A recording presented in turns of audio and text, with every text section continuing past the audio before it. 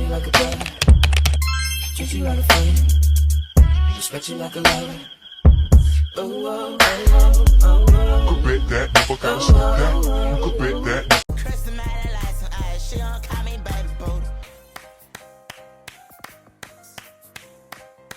She don't. I forgot to record, I'm sorry.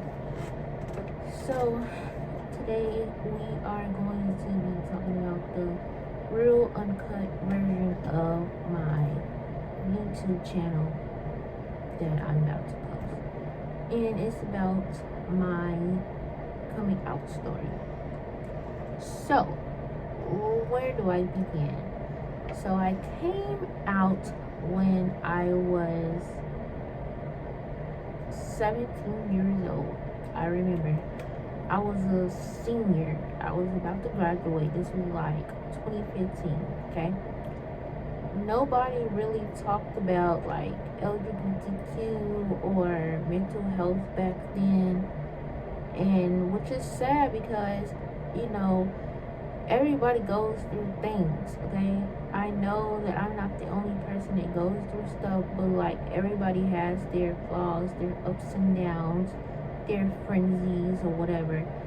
But I was always like that shy kid in high school, middle school, elementary, hell, even daycare.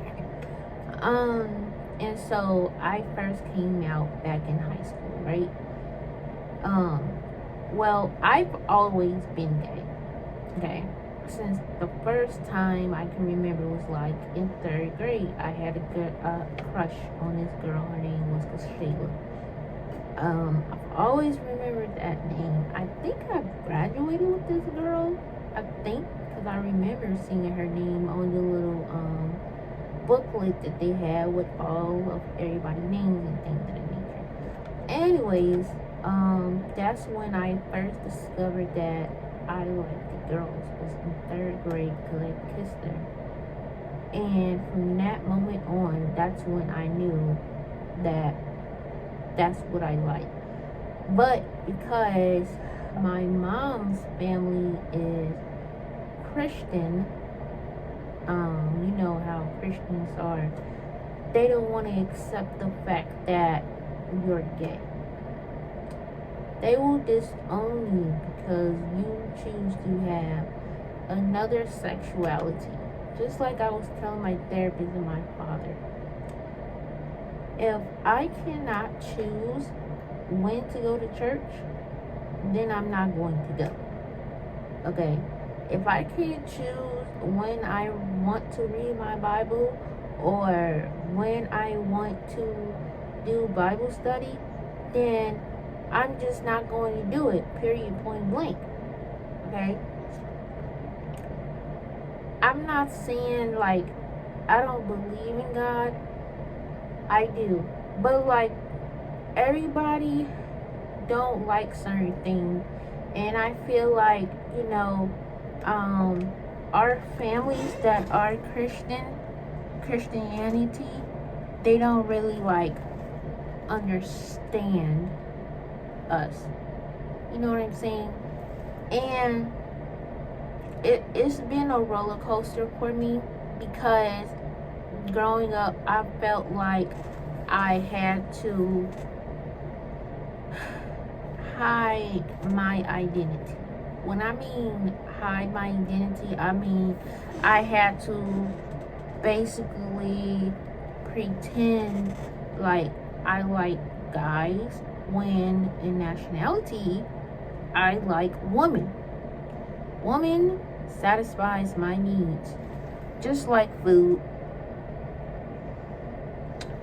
And so they want me to like a boy so bad. Now there's nothing wrong with like saying like, oh, this guy looks cute, yada yada yada. But at the same time, you still need to stay true to yourself and don't allow your family to dictate what you like or what you believe in. And another reason why I don't go to church much, and I know a lot of people gonna, come in my comments trying to downplay me or whatever, or be mean and rude, but I'm not gonna allow that to stop me from talking about it. Now, people on my father's side, they don't really give a shit. They don't really care that I like the opposite sex. As long as I'm happy, that's all that matters. Now, hear me out. I've only had 2 relationships out of my adulthood life. Okay? Which didn't last long at all. I'm still healing from the second relationship because I met this person online. And it didn't really go as planned like I thought it would be. And to think about it, I kind of wish that, like, after my first relationship, that I stayed single. But at the same time, in between time, is like I wouldn't have known that person today if I stayed single. So it's a lot that goes into that little situation there. It's just that during those times that I was going through my first heartbreak, I wish that I gave myself some time to dive back into the whole relationship thing, because that was just a little bit too much, you know what I'm saying? And I feel bad on my part, and I hope that I have younger sisters, and I don't want them to like make the same mistakes that I've made. I've done some fucked up shit growing up because I felt like I wasn't good enough or I wasn't pretty enough. Like, growing up in middle school, I was bullied a lot, so all I hung around as a kid was females. I never really felt comfortable with hanging out with guys, or being friends with guys, or having a best friend as a guy. Like, I was not comfortable with shit like that. Excuse my language, but I just wasn't really that type of kid, And so, of course, it's gonna make me want to like women more, because that's all I've ever known since I was a kid. And I wouldn't change it for the world.